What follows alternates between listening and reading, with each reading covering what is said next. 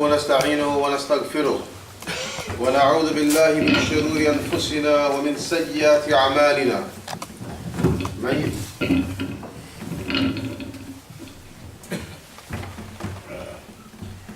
إن الحمد لله نحمده ونستعينه ونستغفره ونعوذ بالله من شرور أنفسنا ومن سيئات أعمالنا من يهد الله فلا مضل له ومن يضلل فلا هادي له وأشهد أن لا إله إلا الله وحده لا شريك له وأشهد أن محمدا عبده ورسوله يا أيها الذين آمنوا اتقوا الله حق تقاته ولا تموتن إلا وأنتم مسلمون يا أيها الناس اتقوا ربكم الذي خلقكم من نفس واحدة وخلق منها زوجها وبث منهما رجالا كثيرا ونساء واتقوا الله الذي تساءلون به والأرحام إن الله كان عليكم رقيبا يا أيها الذين آمنوا اتقوا الله وقولوا قولا سديدا يصلح لكم أعمالكم ويغفر لكم ذنوبكم ومن يطع الله ورسوله فقد فاز فوزا عظيما فإن أصدق الحديث كتاب الله وخير الهدي هدي محمد صلى الله عليه وسلم وشر الأمور محدثاتها وكل محدثة بدعة وكل بدعة ضلالة وكل ضلالة في النار. My dear respected brothers and sisters in Islam, Allah's Messenger sallallahu alayhi wa alihi wa sallam, he said that indeed Allah Jalla wa Ala, He will not take away this knowledge by snatching it from the people. Allah will not take away this knowledge by snatching it away from the people, but rather He takes this knowledge away through the death of the scholars, by taking away the scholars, such that when He leaves, He leaves no scholar behind. So the people then, they turn to the ignorant ones as their leaders and guides. Then they are asked to give religious verdicts, these religious leaders and guides. So they do so without knowledge, and thus they go astray themselves and they lead others astray. This hadith is in Sahih Muslim. And we know the Messenger of Allah Jalla wa Ala described the Prophet ﷺ saying he does not speak of his own desires, he speaks revelation that's been revealed to him. So this is revelation from Allah. This is a statement from Allah telling us that a time will come when Allah will take this knowledge away. Not the knowledge of engineering, electricity, modern science, but rather this knowledge is specific to knowledge of the Sharia, knowledge of Al-Islam, knowledge of the Aqidah, the belief system of Al-Islam, knowledge of the Sunnah of Rasulullah sallallahu alaihi wasallam, knowledge of the halal and the haram, knowledge of the methodology of how to understand Islam, how to implement it in our lives, the political system, every aspect of Islam is included here. Where Allah Jalla wa Ala, He said that He will lift this knowledge away. But He won't just snatch it from the people. Snatch it from this scholar, snatch it from this scholar, such that one day they'll find themselves, oh, I woke up one morning, I don't have knowledge no more. No. This is not Allah's way.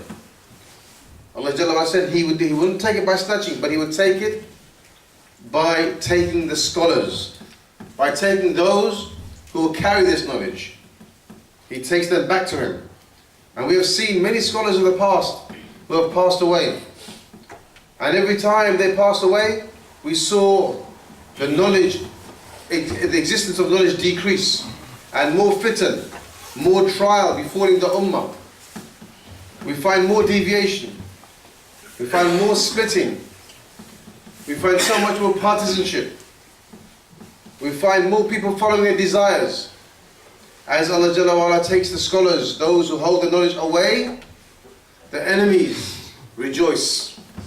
The enemies of Islam, and Islam has enemies. They rejoice, and they go into the communities of the Muslims, and they confuse them more. They cause more disruption, discord and arguments, and splitting and division. These are the shayateen, from the jinn as well as the mankind. Where the knowledge is lifted, the Iblis, the shaitan, he sees this as a golden opportunity. So he goes to the people, the awam, the general, or the students of knowledge, who used to listen and learn from scholars and confuse them. And hurl them into, or encourage them into following their own desires and sin and turning away from Allah. This is their action. This is what they do. And then in addition to that, deviate them. How? By causing discord between brothers, between communities, and then one community excommunicating the other community out of Islam, or one community warning against another community. These people are not to be followed. There are many different ways in which the shayateen, they work overtime. The shayateen from the men and the shayateen from the jinn. They know this knowledge is lifted, so they come to confuse. And then Allah Jalla wa'ala said, when He takes these scholars away, who will be left but the ignorant ones? The ones with little knowledge, or small knowledge, or no knowledge. But they prop themselves up as guides, as callers, as scholars, as leaders. And so the people will then go to them, thinking this one has knowledge, because he's got this sheikh behind, that sheikh behind him. So he's got knowledge. And then he sends astray the people. And he goes astray himself. Allah Jalla wa'ala, He said, وَمِنَ النَّاسِ مَنْ يُعْجِبُكَ قَوْلَهُ فِي الْحَيَاةِ الدُّنْيَا وَيُشْهِدُ اللَّهَ عَلَى مَا فِي قَلْبِهِ وَهُوَ أَلَدُّ الْخِصَامِ. And from amongst mankind are those who would mesmerize you by their speech, impress you by their speech, the way they present themselves, the way they deliver their knowledge, whether it be about knowledge of secularism, democracy, whether it's knowledge of a political system of Islam or other than that, but a call to a belief system. They'll mesmerize you with this speech, Allah said. Well, from the people, there are those who will mesmerize you and surprise you and hold you and leave you in awe because of their speech in the life of this world. And that person would take an oath by Allah, would swear by Allah, yes, what I'm saying is the truth. This is the right way. And you will listen to him. And you will become, not confused, but you will become convinced, yes, this is the way. And then Allah says about this person that he is the most disputed person in the hereafter. Meaning he will have no guidance, real guidance in this dunya. He will be the most disputed person with me in the hereafter. So look into, my brothers, whom you are listening to, whom you are following, whom you are taking your knowledge from. Because this is about your religion, al-Islam. It's about your life in this world. And it is about the life in the hereafter. You want happiness in this life, ease in this life, you want to be guided in this life, you want to follow the right path in this life, then listen and look into who you are following and who is your guide. And then on the flip side, you want to go to Jannah in the hereafter, you want to be saved from the hellfire, saved Yawm al-Qiyamah, and you want to go to Jannah with the Anbiya, the prophets, the Sahaba, the righteous, the martyrs, the truthful. Then we have to give this issue of where we take our knowledge of Islam from great importance. Very, very great importance. This should be the most important thing in our lives today. Who am I taking knowledge from? Am I just getting text messages and passing them along? Am I getting emails and just passing them along? Thinking, yes, this is a good message. Oh, this sounds right. The other day I received a message saying that if you prayed at night, tonight, all your sins will be forgiven because the moon is going to go around Mecca or something like that. I'm sure most of you got that same text message as well. Where on earth did this knowledge come from? Who said this? Not one hadith mentioned in that text that Rasulullah said, pray on this night. Not one ayah in the Quran suggesting this. Just somebody's thinking, understanding, or made up lies. This is an example, a very, very big example for us to realize, or evidence, it's a great evidence for us to show you that Islam has enemies. Just that one text. How many people would have got fooled by that text message and start praying all night, thinking that all their sins are going to be forgiven? Acting upon innovation, Allah is displeased with this. Acting upon no knowledge, no basic knowledge, Allah is displeased with this. And the person is so simple, believing anything that comes in his phone, acting upon it, Allah will be displeased with him as well. Look into the knowledge. Make sure it has an ayah in the Quran, clearly with a hadith of Rasulullah sallallahu alaihi wasallam, explained by a scholar of Islam, understood by the Sahaba and explained by the scholars. Because when you detach yourself from the scholars of Islam, you separate yourself from the scholars of Islam, and you home in on the people around you to get knowledge, and these people have no connections to no scholars, then you will find the beginning of your destruction. Yes, that will be the beginning of your destruction, because you start to rely upon the people around you who are not learned. Perhaps they are the ones who are ignorant, whom Allah left after taking away the scholars, who misguide themselves and misguide you. So we must take heed, my brothers. أقول لقولي هذا وأستغفر لي ولكم لسائر المسلمين.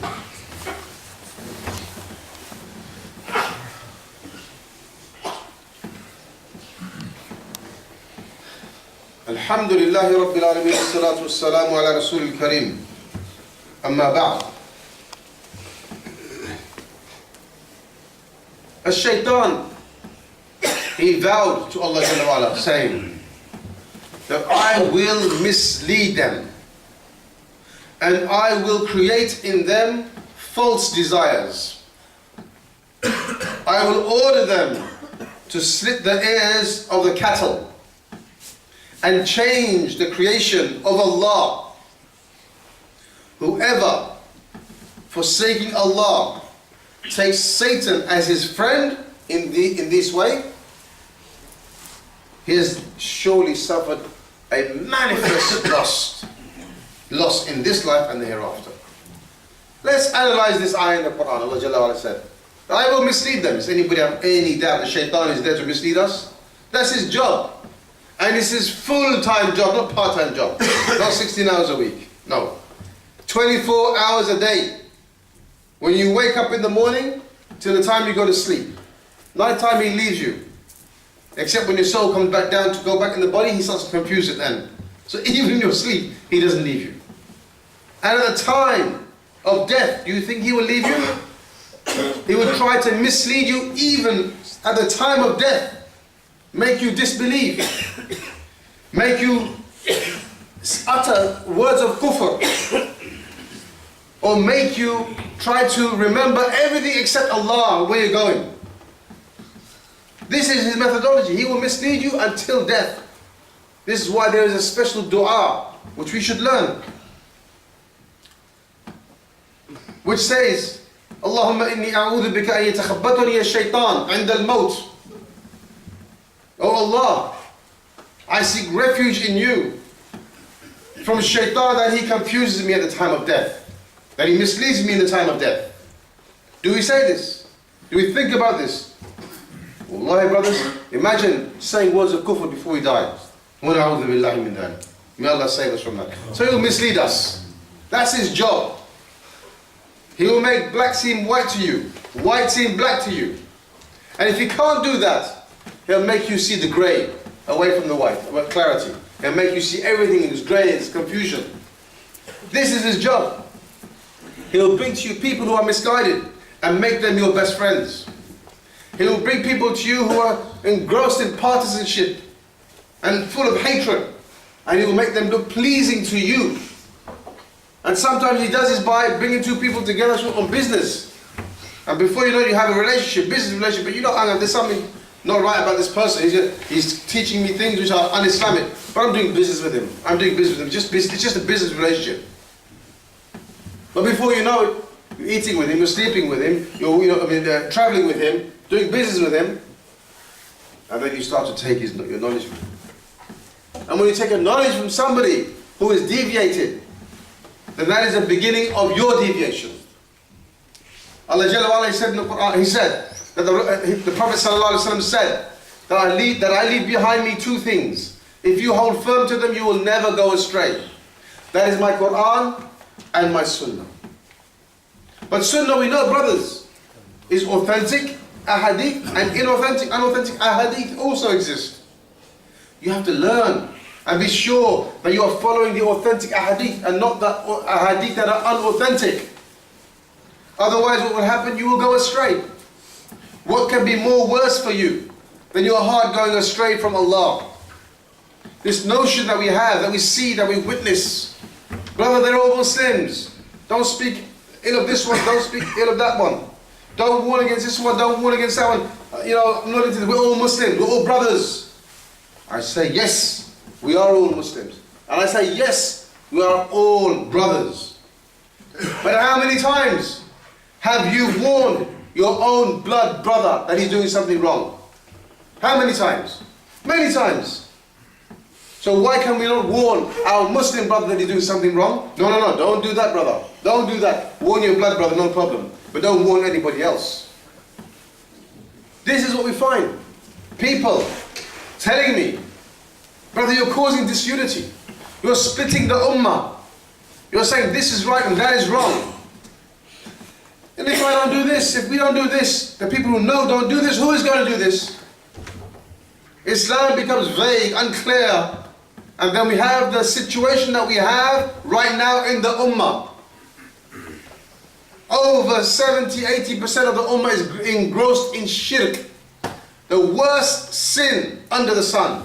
The most hated action to Allah, the Muslims are involved in this, doing this, encouraging this, teaching this. Why? Because for the last 100 years, our elders have been saying, don't speak about this and don't speak about that. You're going to cause disunity. Unity of the Muslims is more important than establishing Tawheed. Unity of the Muslims, based on what? On the bare fact they say, we're Muslims? So okay, what about the Muslim drug dealer? What about the Muslim out there who's drinking wine? Go unite with him as well? What about the Muslim female who's prostituting on the streets? Unite with her as well, call her together. Consult all the fusaq from the Muslimin when you have an affair that is harming the Muslims. But you know you wouldn't do that. We give them da'wah, we want guidance for them, we're patient with them, yes, no problem. But do we unite with people who openly sin in the streets? Openly. No. It's haram. It's like you become now accepting of what these people are doing on the streets. And Allah's anger will be upon you. Everybody, Nabi Sallallahu Alaihi Wasallam said, everybody will be forgiven. Except those who openly sin. They will not be forgiven. So why should we associate ourselves with people who openly sin? It becomes like an approval and acceptance of what they're doing. That's sin. Now what about the ummah who's making shirk with Allah? Worshipping graves, tawaf around graves, asking the righteous people or so-called righteous people for things which only Allah can give them. What do we do about this? Those who make sajda at the feet of people. Those who make sajda at graves. Those who go to darbars, walking round and round these darbars, buying ta'weez with shirk in it and so on and so forth. All this, my brothers, somebody has to clarify for the ummah that this is wrong. Somebody's got to do this, and this is your job. You are the carriers of this al-Islam to the people. You're the du'ats, the people who you have to call the people to al-Islam. It's your job. The scholars, they teach us, and we teach you. And then you stand up and you give the call. Ikhwan, take this religion of yours seriously. Understand that one day that you will die and you will meet your Creator. We ask Allah Jalla wa Ala to give us the tawfiq to understand our religion correctly, first and foremost from its correct source. Ameen. And then after that we ask Allah Jalla wa Ala to guide our hearts and protect us from deviation. أقول قولي هذا أستغفر لي ولكم ولسائر المسلمين وأقيموا الصلاة.